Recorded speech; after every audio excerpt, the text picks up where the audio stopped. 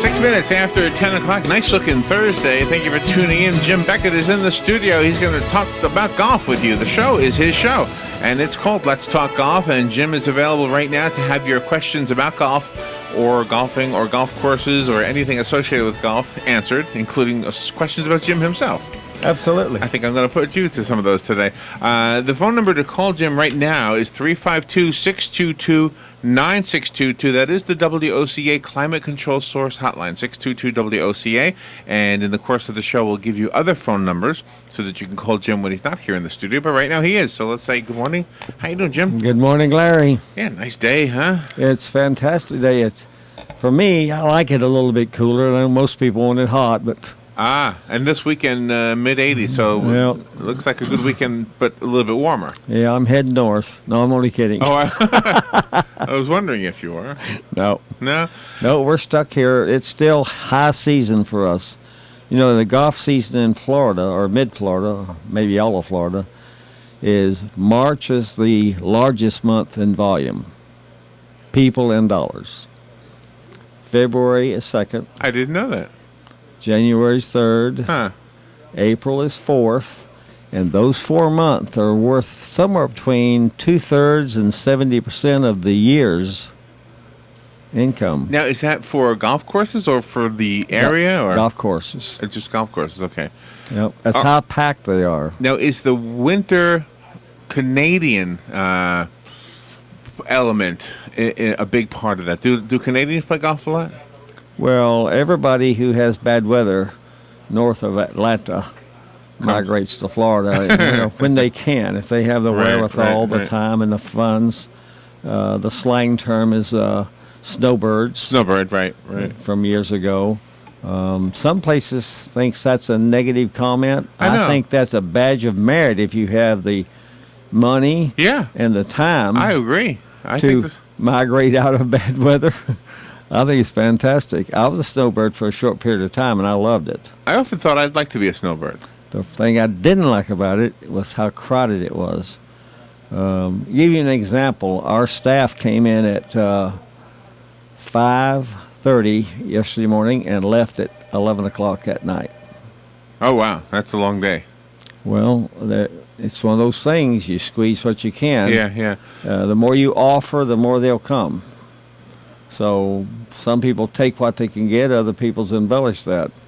Darren embellishes it. He looked bad this morning. Well, yeah, but I see what you're saying. I mean, you got to get it when it's there. You got to fish when the fish are in the ocean, that kind of thing. Exactly, and then you take some other time, like in the summertime.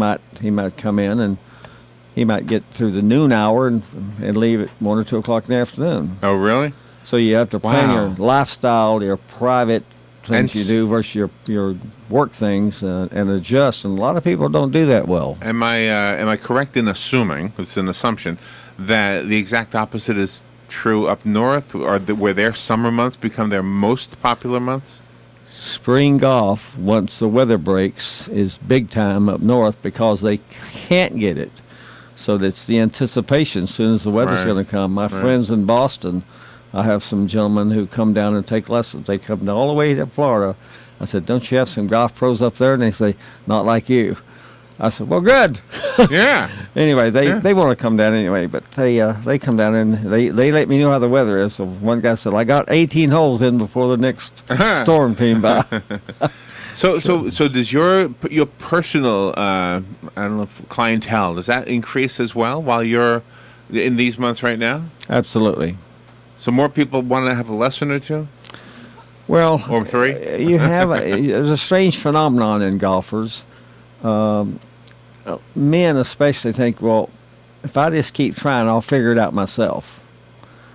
And what happens is if you get a competent person assisting you, you will reach that goal without going down so many dead ends to see that's not really the answer. I like that. That's true for a lot of things, though. Yeah, it really is.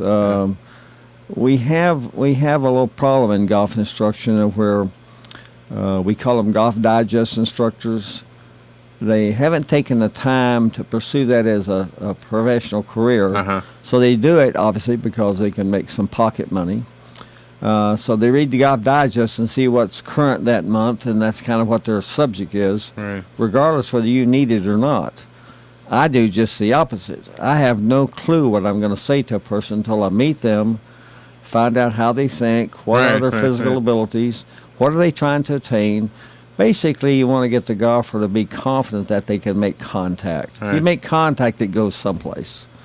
Once you get it to go, then you want to see, can I get it under more control? I mean, it's a step-by-step process, and what the golfer wants is what you should focus on. You know what happens to me, and I'm guessing this happens to probably everybody. In the course of a lifetime, when you learn little tidbits of information, especially about something that you do a lot of, and so lots of tidbits are necessary, you tend to remember who you learned it from. I can tell you right now, if I go through some of the things here, I don't want to bore you with them all, but I'll tell you this, I learned something about that piece of equipment from one person, and, little bits. There's no real one teacher in radio. Same thing in golf. Because of my experience, I've been teaching for 104 years. I've gone through elements where I changed because of what I learned from the student. I learned from the student. And there are probably some specific things that you still do, and to this day, if you decided to talk about it, you could say, I learned this from, whoever. Oh, absolutely. I really learned the most when I was fortunate enough to be a fairly decent player. I qualified for some tour events, which I was a fish out of water. I mean, I shouldn't have been out there. Those guys, when you get right beside them and see what they do, they're pretty marvelous. But at any rate, they respected the fact that I had qualified, and they shared inside information that's not available from any other source. I just thought that was phenomenal. Here they are, they're trying to make a living. They don't get a salary. They don't get a per diem. If they don't do it, they don't get any money. Yeah, right. It's one of the last true professional sports there are. Baseball players, they get fed, they get service, they get their uniforms given to them. They get their travel for free. Golfers don't do that. I may know the answer to this. I'm not sure, and I could guess. But where does the money actually come from? Money comes from PGA, and the tour has. Is that one of our people? That is a phone call for you. Outstanding. You want to go to it? Good morning. You're on the air with Jim. Yes, good morning, Jim. Good morning, sir. How are you? Very good, thank you. On the professional circuit, is there a dress code? Yes. Okay. Now, like Tiger, was he always, wears his traditional red and black at the last round? Yes, sir. Does he have, is that like his and nobody else can do that, or just out of respect they don't do it? Copy him, No, he doesn't have a priority to that. That's something he does. Yeah. Tiger's, is very meticulous, very regimented, and he decided to do that for whatever reason. I mean, he would probably share that with you. Yeah. But no, as a matter of fact, not terribly long ago, in the final round, somebody else wore black and red. Oh, okay. And they won. Yeah. So I'm surprised more people don't do it. Most of the time, what happens to the guys on tour, the dress code is they want to dress appropriate. Yeah. They don't talk about specifics, with one exception, and a lot of people disagree with this, but I don't. I'm old school. No shorts. No shorts. Yeah. Well, you're in your professional element.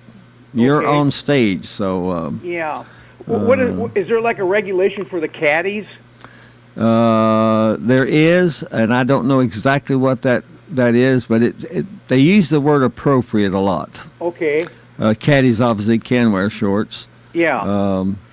I'm surprised. A lot of the tournaments, they will have to wear the shirt or the smock thing they give them. Yeah. With the names and what have you on it. Yeah. Yeah. The Masters is pretty strong about that. Right. You probably wouldn't get away with the Masters with some of the things we see at other tournaments. Right. Right. They're very old school, very traditional. Yeah.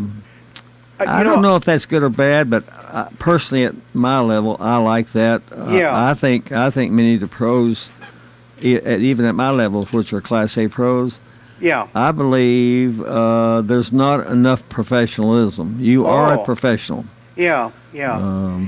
So, each to his own, to the point, that's within reason. With being a caddy, Do they have to get approval to be registered, or can a golfer just bring anybody who he wants to have to be a caddy?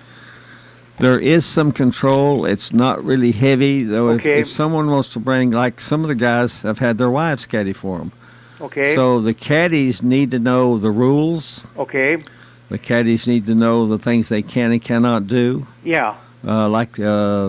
Just recently, Stacy Lewis, who's a beautiful young lady who's had tremendous physical problems throughout her life. Right. She won the tournament, the last week's tournament. Yeah. Her caddy stepped into the sand trap to assess the distance or the direction that they were going to decide to take that shot. It was a trouble shot. Yeah. And she said something to him about, well, the ball's slightly down in the sand. Do you think that's going to impair my resistance on when I take a divot there? Yeah. And he moved his foot as he left, and they assessed her a 2-stroke penalty for testing the sand. Oh my gosh. Oh, wow. I vehemently am against that. Yeah. When you walk in there, your feet test it automatically. You can't keep it from happening. Right. Had he reached down with his hand and tested it. Yeah. Now. So it was an interpretation. The LPGA and the PGA, the Rules and Policy Board seems to see that if they'd like to penalize you for any slightest thing you could possibly do. Yeah. Another indication, a guy was playing out in the Midwest, and they'd had a drought. Yeah. And he hit over into the rough, into some barren sand. Wow. And therefore he grounded his club and hit it like it was a wasteland. Yeah. Well, they later said there was a small notation in the rules saying any sand would be played as a sand trap. Oh, I have never heard of that. That is strictly not correct. Yeah. That is stupid. Yeah. You're already penalized. You're 30 yards off the fairway out in the my bulrushes, So they like to get pretty. They want to keep the professional sport of golf as clean as possible. They've never had a negative thing happen to it yet, except for you know who.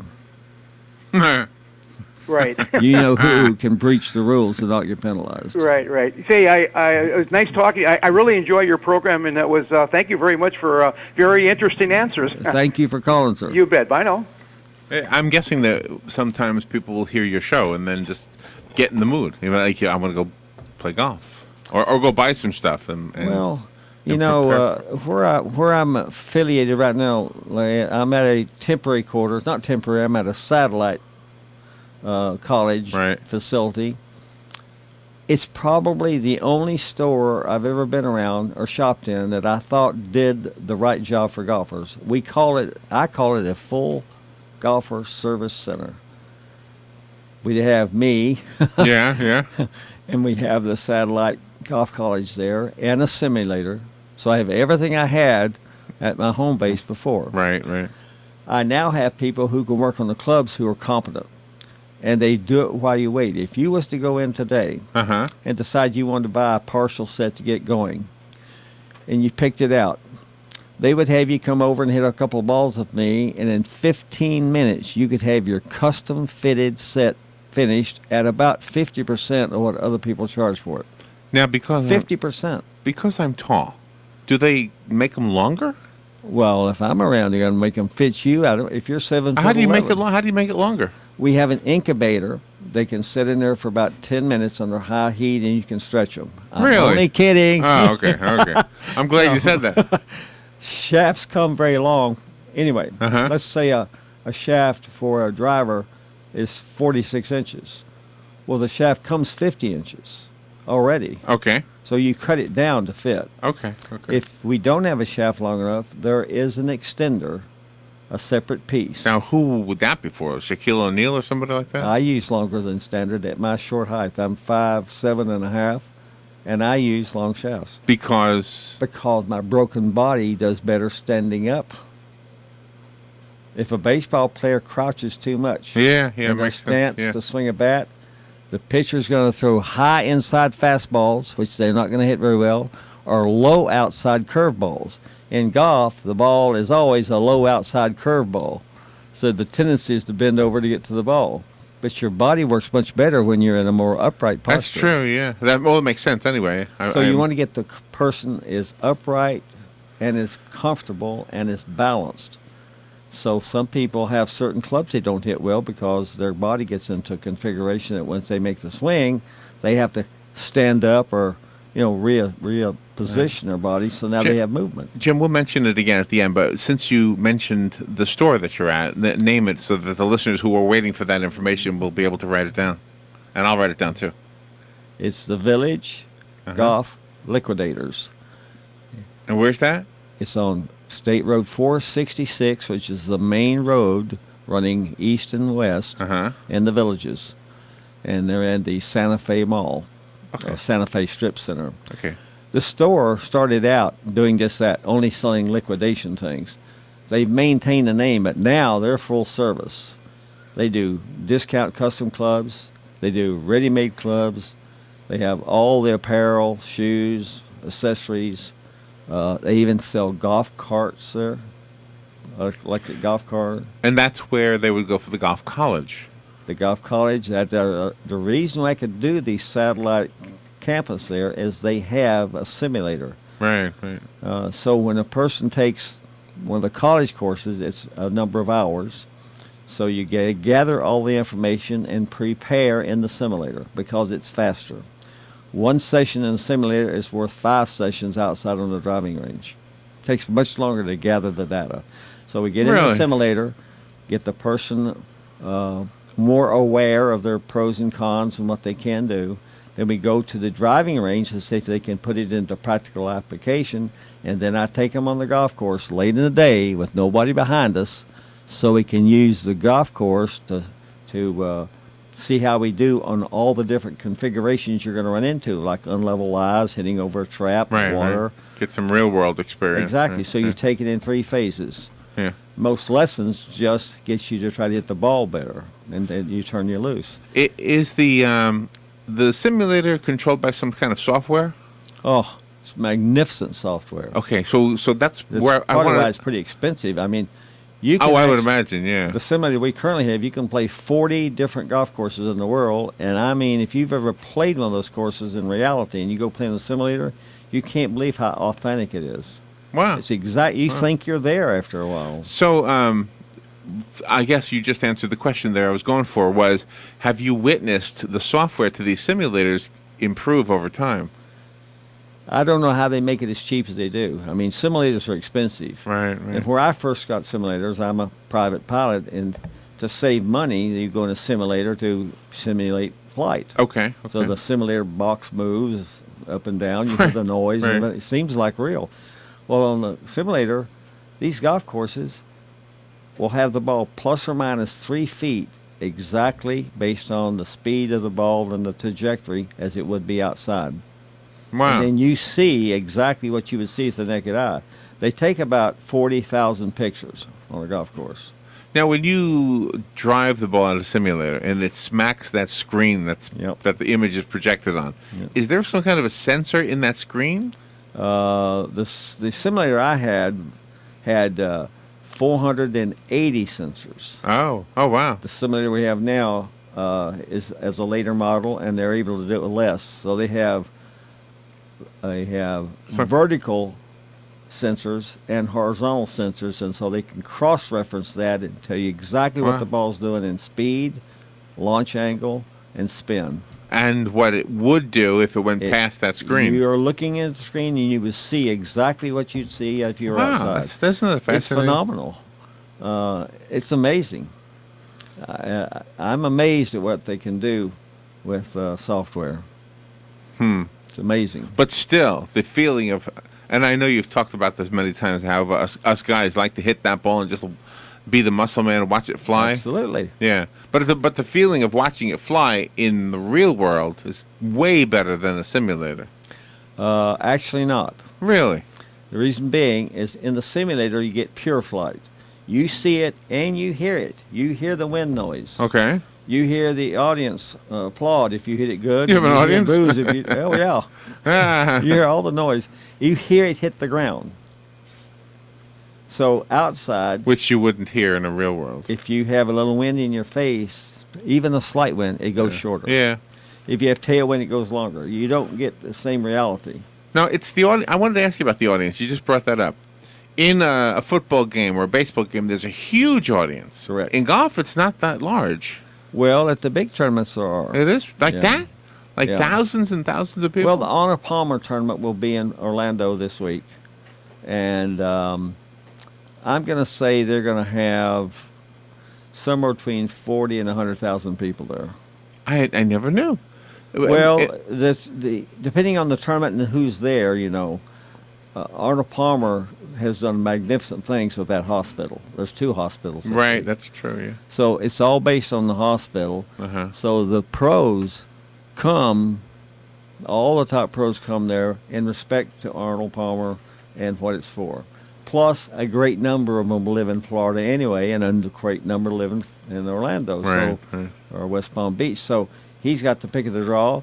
It's this week, which is one of the great weeks before the high humidity. I mean, you go into a summer tournament when it's really hot, you might get a few less. The Masters, because it's so popular, limits the number of people. For every person who goes to the Masters, they have 100 more requests. They could get 100 times more. It's but there's no place to put them. That's why they limit it. Okay, that's what they don't want it to be a people mass confusion thing, so that the experience and what you go for would be ruined. Well, but could I buy tickets for a golf tournament? Oh, absolutely. And where would I? What do I do? I walk with everybody. In media, you could get comped. Okay, but I mean, where would I be? I mean, we should do that sometime. Just go to one. Sure, we should take. Right. They should take the crew and do an outside. Take the stuff and do the radio. Take show the microphone. Okay. Sure, they'd love it. We're gonna do a remote from a golf course, Robin. It would be cool. They would love it. It would be cool. I would love it too. Yeah, I'd love to do a clinic with us, even on the radio. On the radio? Yeah. Hmm. You got this. We got the camera. Yes. Yeah. Yeah. By the way, I'm getting more comments that people see me there than hear me here. Oh, really? Yeah. Well, they like looking. At the store last week. He said, I saw you on... He said, is it every Thursday? I said, no, it's the first and third Thursday. He said, well, it's on my card. He said, yeah, we like to hear it. Well, you know what you can do? You can start to, sell that table space. Yeah. Like, say, I'll put your ad in front of me, for $10. I've already thought about some of that stuff. Really? So, and that goes back to one of my first questions, is the money. When you have 85,000 people buying a ticket for $40, that's a lot of money. Well, if you ever watch a tournament, they have big-time sponsors. So it's mostly the sponsors. There's usually what they call a title sponsor, and then support sponsors. So a bulk of that money comes from there. Arnold Palmer, for example, if you want to go for the week, it's $100. If you're going to go for one day, it's $40. So if they have 40,000 at $40. Yeah, that's right. It's up. Then they also get some money. There's a pool of money that they get from the tour. The tour itself makes that money on television rights. Oh yeah, and TV is part of the money too. There's a whole lot of money from a lot of different sources. So I guess what I was wrong about, because it sounds like a lot of people show up for the golf games. Oh, I was thinking that all sports have money that they get from endorsements, from commercials, right, from advertisers, and then you also have the TV rights. You have that money, and that's big time. But it seemed like golf was falling short with the audience ticket price part of that money. Compared to football, it seems like they have so many more at a football game. There is a number of tournaments. Well, you see, Larry, if it's a 4-day tournament and you only get 40,000 people, that's 160,000 people. Yeah. For that one event. Okay, yeah. See, it's a 4-day deal. Where are they all? I mean, how can they see? Well, there's 18 holes. Okay. So if there's 18 greens and you had 2,000 around a green, 2,000 is not a whole lot of people around. Think we can sell tickets when we do the veterans tournament whenever that happens? You think anybody will buy tickets to watch us? Well, let's try it and see. We can try it, huh? Sure. I wonder how many we'll sell. How do you do something in the veterans tournaments? We'd have something special on all the par threes. We'll have to explain that next time. Well, we'd have a car, or we'd have some sort of amazing prize. That's a good something on every special. par three. And then you could actually have it, if you hit the green, each player wins something just for hitting the green, a dozen balls or what. I mean, you can create a lot, be very creative. Oh, let's talk about this next time, right? Sure. Jim, how do we attend the golf college? What do? We call you? Okay, it's at the Village Golf Liquidators. My number there, I use my cell phone, so I answer it myself. It's 352-470-3876. Okay. And every golfer should come down and see the store and what it has, and see our simulator. I mean, it's really amazing. And you're amazing. Always love doing the show with you, Jim. Thank you for coming in. I love it. We'll take a little break and we'll be right back.